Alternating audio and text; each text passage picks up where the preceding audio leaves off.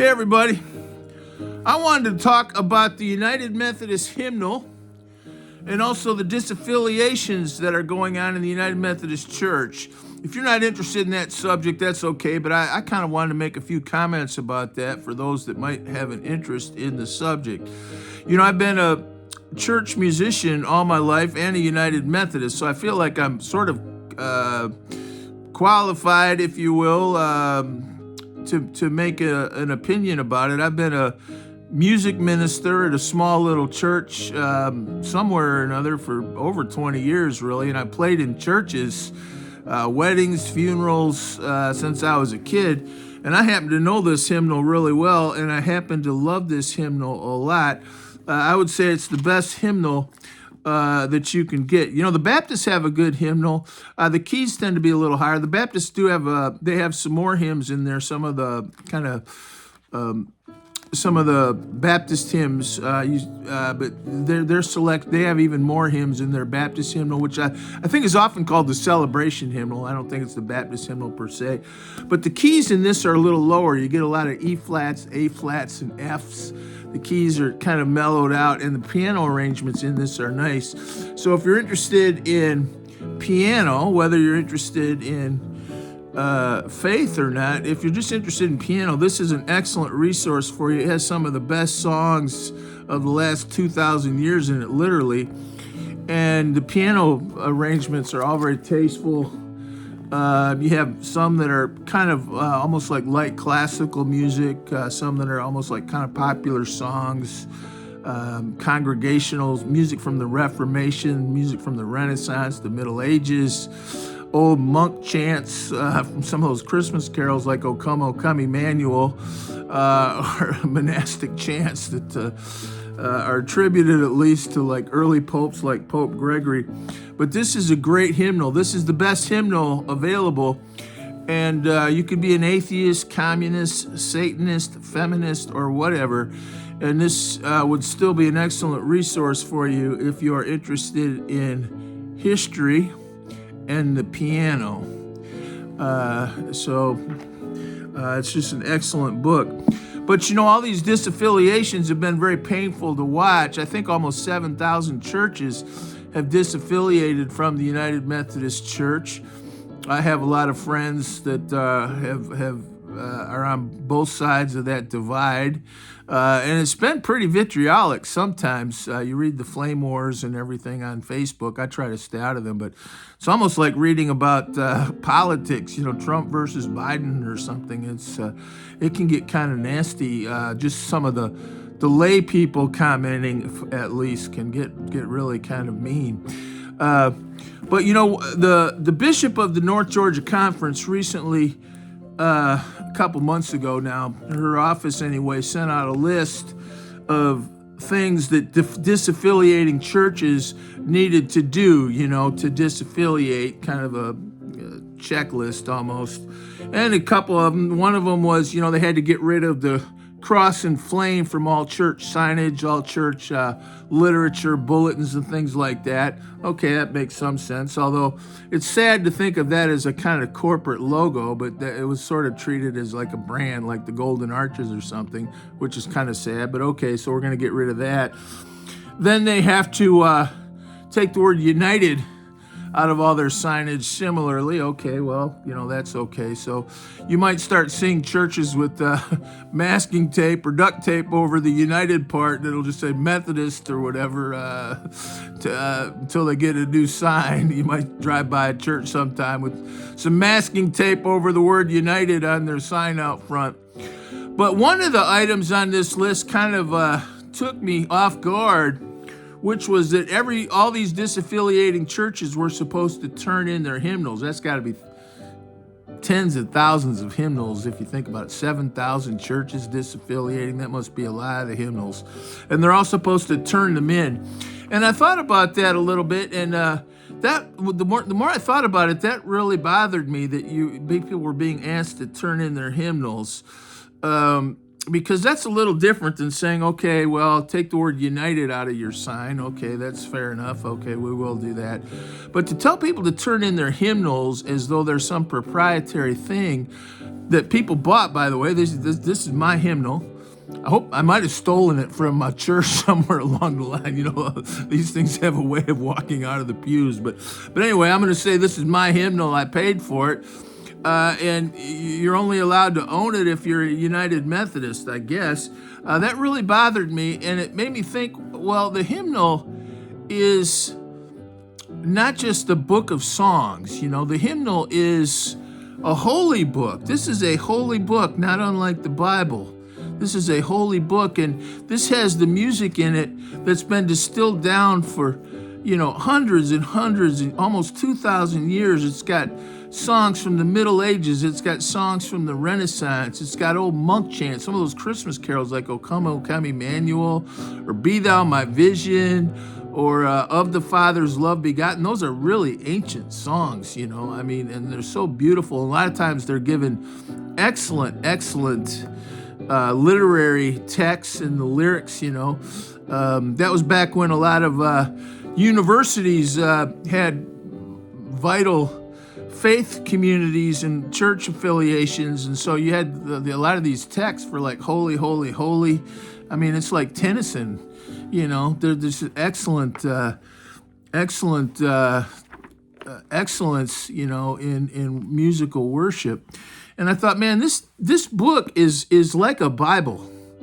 Might not be right up. I mean, it might not be the Bible, but it's like the Bible in that it's holy, and the songs in this are holy, and they reflect our heritage that goes back really to the early church when people were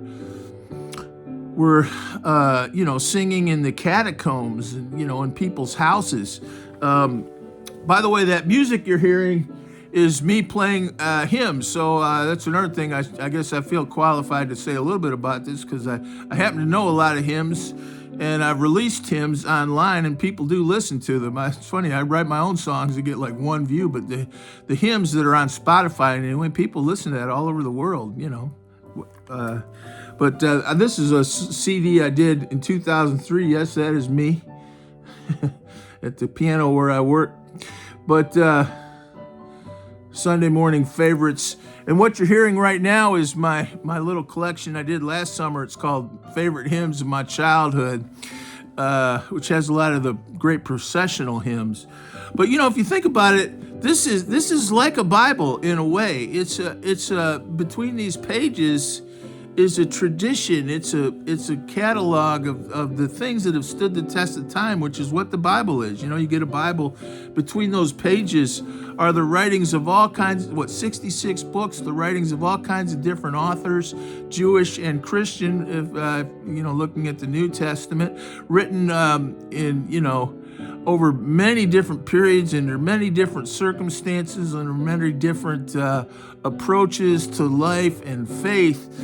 And these things have stood the test of time. So you buy something, and between that covers is some of the most precious wisdom that humanity has ever acquired. And I kind of think that about these are some of the most beautiful, precious songs, musically, if nothing else, that we have. So when the bishop says, well, just turn over all these hymnals, I don't know, it seemed, I wanted to say, I don't know her, so this is not criticizing anyone in that office or trying to wade into the forest of disaffiliation politics too much. And I'm actually playing now at a non-denominational church the last 2 years, but I'm a lifelong Methodist. But to tell people to turn over their hymnals, to me, that really, really rubbed me the wrong way. And it seemed like something out of a horror movie, sort of. Maybe I love the hymnal a little too much, but it seemed like, turn over your Bibles, or it's almost like book burning or something. By the way, a lot of these newer churches, they don't use the hymnal all that much, so I don't know. But it's a shame if they don't, because it's, to me, if you're not singing out of this quite a bit, it's almost like not reading the Bible from the pulpit. You ought to. So there's some time-tested ones in here, and the children, the young people should be learning these, and as they go along in life, they'll have that the rest of their lives. This CD, I did. It's just all instrumental. And I sold 1,500 copies of this. But you know, and sometimes it was all embarrassing. I'd play these Sunday night concert at churches, and I'd sell so many of these things, it would almost be embarrassing. I'd feel like, some televangelist or something walking out the door, plus a love offering. And you kind of thought, man, this is how these guys do it. But, all the older people loved this, and they were people that had been raised with these songs their whole life, and you could hear those tunes, and they're like sacred to them. A lot of those old people, they're like sacred. They play this sometimes in rest homes to these people that have Alzheimer's that can't remember what planet they're on. And these songs, not just my playing, but these hymns, you can see it in their face. It connects with them. It means something to them. But they were raised with those tunes, and that shapes you for your life to have that heritage, musical and otherwise. So to say turn over your hymnal is kind of too bad. Now, one of the things that came up in that Facebook spat, if we should call it that, was, there are copyrighted hymns in here. So the Methodist Church, we're not trying to be, jerks about it, but we got some copyright songs. The Methodist Church owns the copyright on a lot of these. A couple things about that. There are a few copyrighted songs in here. Most of these are in the public domain, or even before the time when they created the idea of the public domain. Although actually copyright's kind of old, but these are copyrights. So you have like "Pass It On," "Seek Ye First the Kingdom of God," "El Shaddai." There's an Amy Grant song, "Thy Word," is in here. So there's a handful of copywritten songs in here, but I would say it's got to be 95% of the hymns in here are not copywritten. They're in the public domain. The other thing about that, I remember when this hymnal was made in the late 80s, there was a lot of talk at that time about Christian copyright, which I think was something that attorneys and the church worked out so that churches could sing some newer songs. You think about "Pass It On," what a sort of iconic song of the 70s that was, and I'm from the 70s, so I love "Pass It On." It reminds me of a kind of youth group and good times in my life. If I were a, atheist, Satanist, communist, feminist, or whatever, I'd still love "Pass It On" just because it's a beautiful song and speaks to the spirit and our love of community.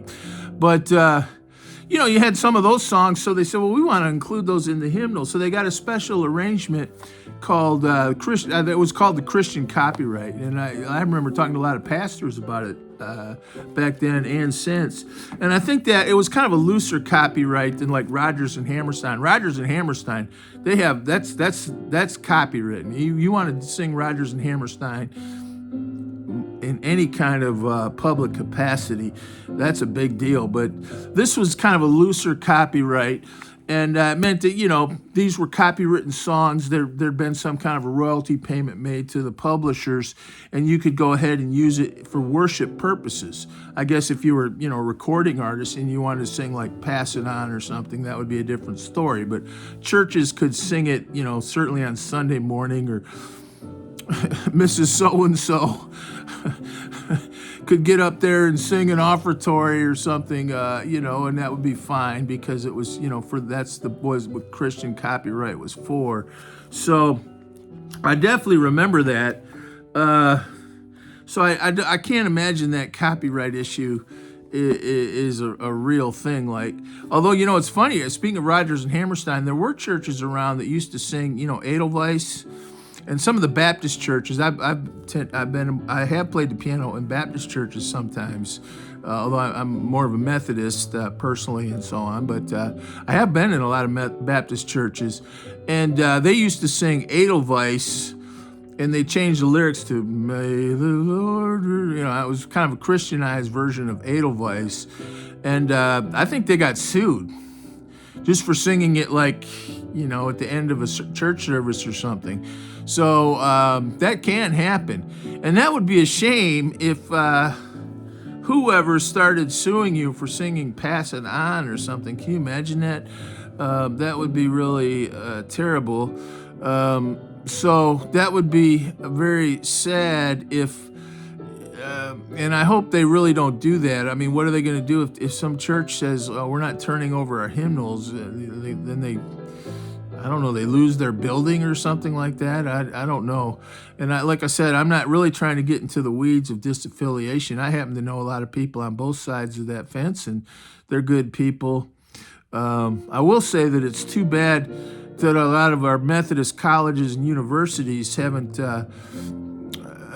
been more intentional about their church affiliations. I think a lot of the theology schools and chaplaincies and things have just become kind of ghettos, or so if sort of diffused with interfaith and sort of campus life type stuff, that they're not even really, it hasn't helped the church. And I don't know why we haven't had more. I think what schools have done has definitely hurt the church. Our culture, I mean, I don't know what's going on, but and I don't want to talk too much about that, but it is very sad that the church is going, 7,000 churches are leaving. And I think what everybody seems to say, a lot of them are they're not always the biggest churches, although I've seen some pretty big, nice churches leave to disaffiliate. But they're often churches that are pretty energetic, that have kids in them, have history, a lot of older buildings. So I don't know. It's very sad, and I didn't want to say too much about it, but it did really bother me that anyone would ever say, turn over your hymnals. Turn over your hymnals. That just really rubbed me the wrong way. And I don't know what else to say about it other than that's really a shame. And also, if you like, that's not why I did this, but I do have some hymns on there, and they're just instrumental, and they're not played flashy. They're not arrangements, they're my arrangements, but they're arrangements that aren't, I mean, they're not sort of like Liberace or, type arrangements. They're just kind of straightforward versions of the hymns, and people have told me they liked them. So this one is actually out of print. I sold 1,500 copies, but this is the best hymnal that you can get. The other thing I wanted to say, I didn't want to go on too long, is don't kid yourself. It would be hard to make this hymnal today. This hymnals came out in the late 80s, and I grew up with the 67 hymnal, which was the red one, which some people liked better. It had some of the older ones in it. But this one, they had kind of a fight in the 80s. If you were around back then, you might remember they fought over like Onward Christian Soldiers. Was it too militaristic? Was it too religious, a type of religious chauvinism or something? And they fought over the church's one foundation because it had kind of gendered imagery. Christ the bride, or Christ the bridegroom, the church is the bride. It was kind of a male-female binary for the relationship between Christ and the church. But they had their disputes, kind of widely publicized at the time over this hymn or that hymn. And you know what? They came out. They had some. They kind of neutered some of the language. I think there's even a hymn or two in here that speaks about God as a mother. But basically, they came out with the hymnal that reflects the history and heritage, musically speaking, of the Christian religion. And it's an excellent, excellent hymnal. It's also got a lot of prayers in it, by the way, and that are very literate. So you could say it's literature almost. And but they came out with one, and it would be hard to come out with one of these today, I think. And it's one of those things we've taken for granted. People just kind of toss them around in the pews, and I do too. We don't pay attention to them. There might come a day when people say, those hymnals are really nice, and there won't be nice new hymnals around. I don't know. I hate to sound like a pessimist, but don't kid yourself. It would be really hard to come out with a newer hymnal, particularly one that includes music that's been done in the last 50 years. Because there are, I'm not too crazy about some of the newer music, but like As the Deer Panteth for the Water, or I Love You, Lord, or Give Thanks with the Grateful Heart, or Shout to the Lord. There's some nice ones. Trying to put together a hymnal today would be very hard. This is the best hymnal that you can get, and that's, I think, certainly for if you're a Protestant, this is the best hymnal you can get. I'm not sure what they use in a Presbyterian church. Presbyterians have good church, but this is really not a denominational product. The music in here is not particularly denominational. It's not like Methodists wrote all these songs, by any stretch. Obviously, a lot of these songs are from before the Reformation. Some of them are probably come from the Byzantium and the Greek Orthodox Church. So this is by no means, musically speaking, a Methodist thing. It's I get it. The Methodist Church paid for this hymnal. They also sell them, by the way. So telling people to turn in their hymnal, it really bothered me, and I didn't want to make a video that made people mad, but it sort of made me mad. And I just hope the Methodist Church gets its act together, and both sides of it. I don't wish ill to either side.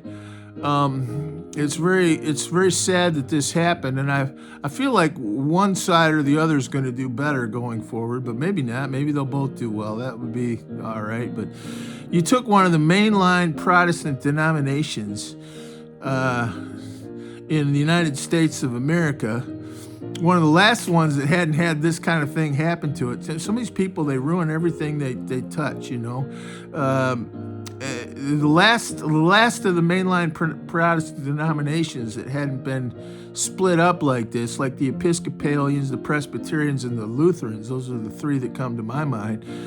And sure enough, it happened to the Methodists too. And it's very sad. And it hurts America, because if you look at American history, these kind of mainline Protestant denominations have been a really vital part of our culture, although maybe not so much in the last 40 or 50 years. But if you look like at the 19th century and early 20th century, they are very important and vital and positive, usually positive parts of American history and culture. So to tell people to turn over their hymnals, that rubbed me the wrong way, and I just kind of wanted to make a video about that, because I happen to think this is the best hymnal you can get. I know this hymnal. I know a lot of the hymns in it. I played out of it my whole life, or the one before it too, and just a shame. Great job, guys. Great job.